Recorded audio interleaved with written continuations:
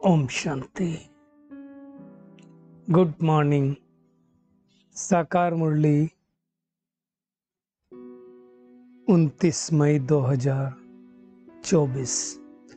बाबा का मीठा मीठा पत्र हम मीठे मीठे बच्चों के मीठे मंथन के लिए। मंथन शुरू करने के से पहले सुख के सागर शिव बाबा की सुख भरी किरणों के नीचे बैठ जाते हैं और अनुभव करते हैं कि मैं सुख स्वरूप आत्मा हूं, सुख के सागर शिव बाबा की संतान हूं। आज की साकार मुरली हम एक शब्द के ऊपर ले सकते हैं और वो शब्द है याद। ऐसा नहीं है कि ये याद कोई नया शब्द है, याद भी हम सब जानते हैं, है ना। कई लोग बोलते हैं आपने मुझे याद किया, तो इसकी गहराई में जाएंगे कि याद क्या होती है। दूसरा, बाबा ने परिपक्व अवस्था की बात कही, मेच्योरिटी कहते हैं ना, मेच्योरिटी किसकी है कि नहीं है, तो उसकी गहराई में भी हम जाने वाले हैं। और आज बाबा ने कई सत्ताओं की बात की है, तो उसकी भी गहराई में हम जाएंगे। योग बल क्या है उसके बारे में भी बाबा ने बताया है। तो हम सबसे पहले देखते हैं याद क्या है। याद किसको कहा जाता है? कहेंगे आपको मेरी याद आई थी क्या? याद मतलब क्या होता है? कई लोगों को वो हिचकी आती तो भी कहेंगे लगता मुझे कोई याद कर रहा है। याद मतलब क्या हुआ कि हमने एक थॉट क्रिएट किया कि वो कैसे होंगे। याद यही हुई ना, वो हमारे पास नहीं है। मान लो मैं यहाँ बैठा हूँ और दूसरे शहर में कोई हमारा अपना है और हमने याद किया कि वो कैसे होंगे, तो थॉट क्रिएट हुआ ना। तो ये क्या हो गई? याद, है ना। अब याद में क्या हुआ? मैंने जो थॉट क्रिएट किया, इसके वाइब्रेशंस मुझ आत्मा से निकल करके जिस आत्मा के प्रति क्रिएट किया उसके यहाँ पहुंचे तो उनको एक फीलिंग आएगी वाइब्रेशन के द्वारा। वो कैच करेंगे। कब कैच करेंगे? जब उनकी फ्रीक्वेंसी मेरी फ्रीक्वेंसी से मिलेगी, है ना, तब कैच करेंगे, नहीं तो कैच नहीं कर पाएंगे ना। जब उनकी फ्रीक्वेंसी मेरी फ्रीक्वेंसी से मैच होगी तो वो कैच करेंगे। वो कैच करेंगे तो उनके मन में एक थॉट आएगा कि चलो इनसे बात करते हैं, तो यही याद हो गई ना। इसका मतलब क्या? बाबा ने जो दूसरा कहा, याद से याद मिलती है, मतलब मैंने उस आत्मा को याद किया, उस आत्मा ने क्या किया? एक थॉट आया उनको वाइब्रेशन के द्वारा और उन्होंने मुझे फोन किया, जिसका बाबा ने जिक्र किया कि याद से याद मिलती है। अब ये अगर याद से याद आत्माओं के साथ हो सकती है, तो क्या ये याद से याद परमात्मा के साथ नहीं हो सकती? थिंक टुडे, क्या संभव है? इसका मतलब क्या हुआ? मेरी वो याद जो दूसरा आत्मा के साथ हुई वो टेलीपैथी थी। तो टेलीपैथी जब आत्मा टू आत्मा, सोल टू सोल हो सकती है, तो सोल टू सुप्रीम सोल क्यों नहीं हो सकती? सोचो। इसलिए बाबा ने आज स्पष्ट रूप से कहा, जो बच्चे मुझे याद करते हैं उनको मैं याद करता हूं। जो बच्चे याद नहीं करते उनको बाप भी याद नहीं करते हैं, क्योंकि याद से याद मिलती है। अब याद तो हम किसी न किसी को करते हैं। अब सुबह से शाम तक अगर आप अपना पोता मेल देखो तो याद तो हम किसी न किसी को करते हैं। अब रिस्क क्या इन्वॉल्व है? अगर हम किसी मनुष्य आत्मा को याद करते हैं तो उसकी मानसिक स्टेज क्या है,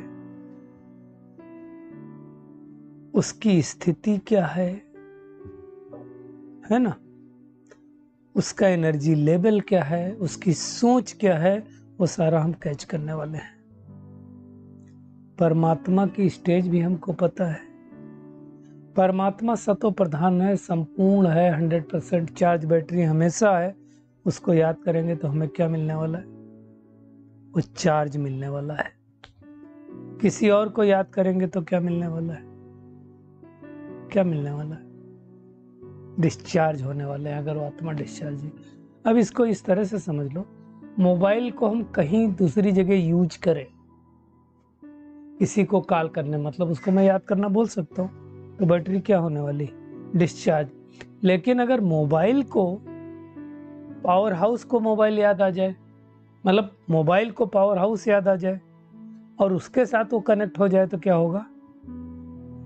बैटरी चार्ज होने लगेगी। इसी तरह से मैं आत्मा अगर परमात्मा रूपी पावर हाउस से कनेक्ट हो जाऊं तो मेरी बैटरी क्या होने लगेगी? चार्ज होने लगेगी। तो ये अच्छी तरह से समझना। इसलिए बाबा ने कहा, जो बच्चे प्यार से बाप को याद करते हैं उनकी कशिश बाप को होती है और ऊपर कंपन मिलते हैं। अब यहाँ प्रश्न ये आता है, तो हमने तो एक थॉट क्रिएट किया जो आत्माओं तक पहुंचा, मेरा थॉट परमात्मा तक भी पहुंचेगा। क्या परमात्मा भी थॉट क्रिएट करता है? यस, करता है। इसलिए लोग कहते हैं परमात्मा को भी संकल्प आया कि नीचे जाएं, इस दुनिया को स्वर्ग बनाएं।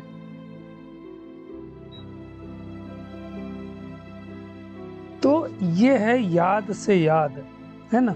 बाबा कहता पूछो अपने आप को कि हम परमात्मा को कितना याद करते हैं। लिखो, पोता मेल रखो।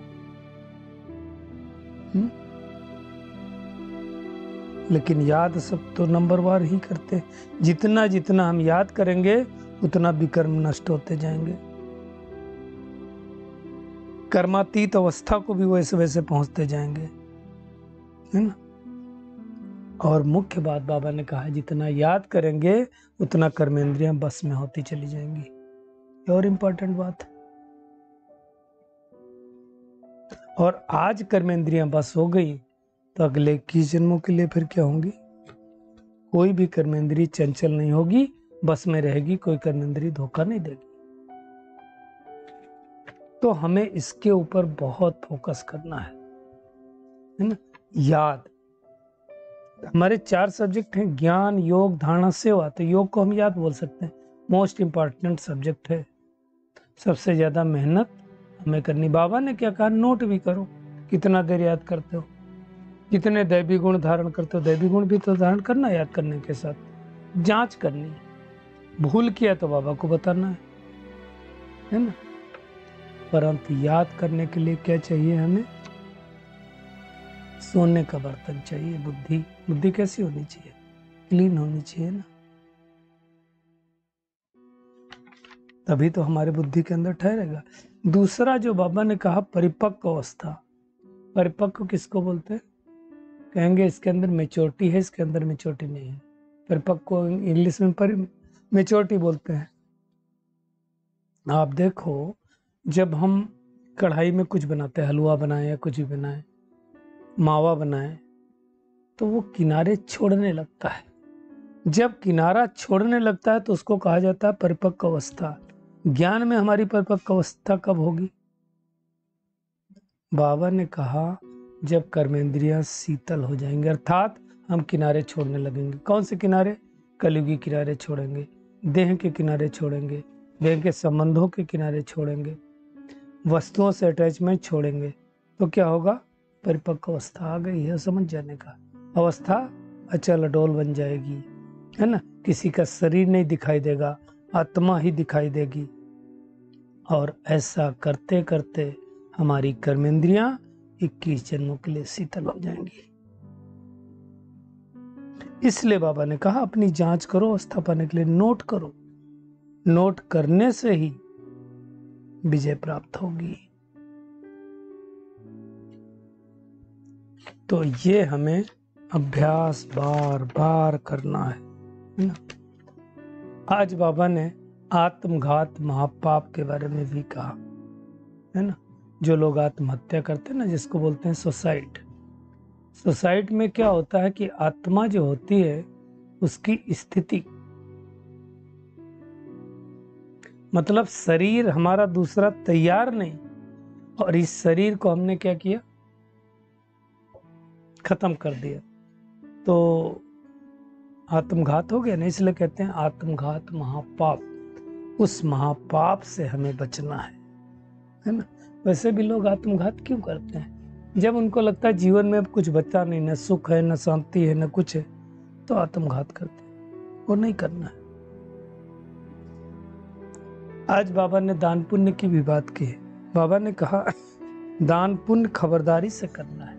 लेन देन हमारी कैसी होनी चाहिए? सोच समझ के। किसी ऐसी आत्मा से लेन देन कर दिया, उसने उस लेन के द्वारा देन कुछ पाप कर्म वाला कर दिया, तो हिसाब किताब चढ़ जाएगा। तो वो हमें ध्यान देना है। और बाबा ने आज एक चीज और रिवील किया कि वैसे तो तुम्हारा ये अंतिम जन्म है, लेकिन यदि पाप कर्म ज्यादा होंगे तो क्या होगा, एक जन्म लेके फिर दूसरा, फिर तीसरा, घड़ी घड़ी जन्म लेते रहें। क्यों? गर्भ महल में सबसे ज्यादा विक्रम नष्ट होते हैं, वहां दुख को पाती है आत्मा। आत्मा को बड़ा कष्ट होता है, क्योंकि जिस तन में प्रवेश करती है मजबूत तो होता नहीं, और वो तन कहाँ होता है ना, वो ऐसी जगह पे होते हैं जहाँ पे उसको बहुत सारा कष्ट होता है। कष्ट होता है इन द सेंस, कभी गहराई में जाएंगे उसकी, तो क्या होता है, वो जो रास्ता होता है ना, उस रास्ते में बहुत सारा लिक्विड उनके टच में आता है, उनको बहुत पेन होती है, बहुत सारी चीजें हैं, तो उनको कष्ट होता है। तो अगर कोई आत्मा अभी संगम युग पर भी शरीर छोड़ती है, तो हमें आश्चर्य नहीं होना है, उसका हिसाब किताब है तो छोड़ेगी ही। बाबा कहता है भक्ति मार्ग में तुम गाते आए कि आप आएंगे तो बलिहार जाएंगे, तो अब बलिहार जाओ, भगवान तो आ गया है। बाबा ने एक और चीज कही सतयुग की। आजकल बाबा चीजें रिवील कर रहा है। बाबा ने कहा आजकल बहुत सारे लोग महलों में रहते हैं बड़े बड़े, और गरीब रहते हैं झोपड़ियों में, गंदे नाले के आगे रहते हैं। फिर जो वो गंदे नाले से किचड़ा निकलता है ना, वो बिकता है, नाले से निकालते हैं। आप देखो आजकल तो जो कचड़ा डालते हैं उसकी खाद भी बना देते हैं। बाबा ने कहा सतयुग में तो ऐसे किचड़े आदि पर खेती नहीं होती, यहाँ उस किचड़े से हम खाद बना करके खेती करते हैं, सतयुग में नहीं होती। क्यों? वहां तो नई मिट्टी होती है, सब धरती कंप होगा, सब पलट जाएगी। आप सोचो आज भी धरती इतना देती, गाते ना मेरे देश की धरती सोना उगले उगले हीरे मोती। तो ये भारत भूमि इतनी अच्छी थी, है ना। तो ये बाबा अच्छी तरह से हमें समझा रहा है। बाबा ने कहा कि देखो रतन तो बाबा के सब है, लेकिन नंबरवार हैं, कोई अच्छी सर्विस करता, कोई नहीं करता है ना। बाबा ने एक चीज और आज कही कि शिव निराकार है, फिर उन पर भला दूध पानी क्यों चढ़ाते हैं, मूर्तियों को भोग क्यों लगाते हैं, कारण क्या है?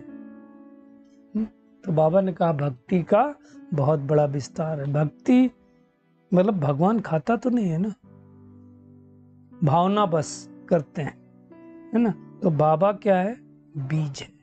बाबा ने कहा कोई कोई बच्चे अपनी हड्डियां भी सर्विस में स्वाहा करने वाले। हड्डी स्वाहा करना मतलब क्या हुआ? दिल से सेवा करना।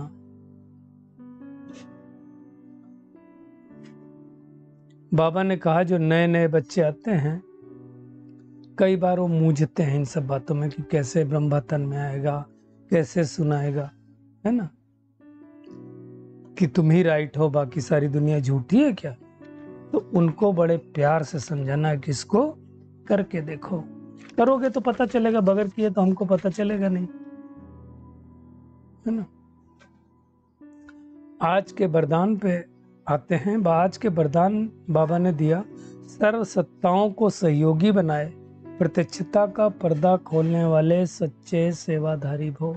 तो वैसे बाबा ने 4 सत्ता बताई हुई है, धर्म सत्ता, विज्ञान सत्ता, है ना, राज्य सत्ता और एक परमात्म सत्ता। आज बाबा ने कहा है कि प्रत्यक्षता का पर्दा तब खुलेगा जब सब सत्ता वाले मिलकर कहेंगे श्रेष्ठ सत्ता, आध्यात्मिक सत्ता, ईश्वरीय सत्ता, यही परमात्म सत्ता है। मतलब वो धर्म सत्ता वाले भी, विज्ञान सत्ता वाले सब मिल करके कहेंगे परमात्म सत्ता ही सब श्रेष्ठ सत्ता है। आज जो होने लगी है प्रत्यक्षता, धर्म सत्ता वाले भी कह रहे हैं, विज्ञान भी मान गया, साइंस भी मान गई, तो प्रत्यक्षता होने वाली है। बाबा ने कहा इसके लिए क्या करो, सबको स्नेह के सूत्र में बांधकर समीप लाओ। जो अभी गीता सम्मेलन या ये सारी चीजें हो रही, अभी भी वो जो ये रखा कि स्वच्छता द्वारा, है ना, स्वस्थ समाज का निर्माण, तो अभी महामहिम राष्ट्रपति जी ने जो लॉन्च किया, तो ये सारी चीजें हो रही, मतलब ये प्रत्यक्षता नजदीक आ रही है। तो उस प्रत्यक्षता का टाइम आ गया है ना। तो अब हमें अपने आप को संपूर्ण बना लेना है, क्योंकि वो टाइम नजदीक आ गया है।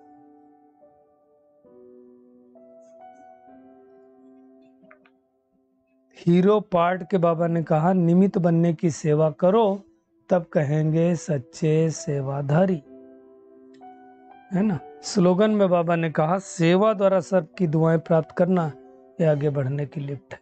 तो अभी सेवा का सीजन चल रहा है, कहीं समर कैंप हो रहे हैं, कहीं मेडिटेशन हो रहे हैं, तो उसकी हमें तैयारी करनी है। तो आज का टेक होम यही है कि हमें क्या करना है, बाबा को याद करना है, क्योंकि याद से याद मिलती है, दूसरे किसी को याद नहीं करना है ना। अपनी जांच करते रहना है, और योग बल से हमें कर्मेंद्रिय जीत बनना है। सदा बुद्धि में रहे कि हम ही ब्राह्मण थे, ब्राह्मण हैं, तो देवता बनेंगे, फिर देवता से क्षत्रिय, वैश्य, शूद्र समझ बनने वाले हैं, है ना। तो ये बातें हमें ध्यान रखनी है, और सेवा अच्छी करनी है कि हमको ऑटोमेटिकली दुआएं मिलती रहें। अच्छा, शुक्रिया मीठे प्यारे बाप दादा, शुक्रिया आप सभी का इस मीठे मंथन के लिए। अच्छा, ओम शांति।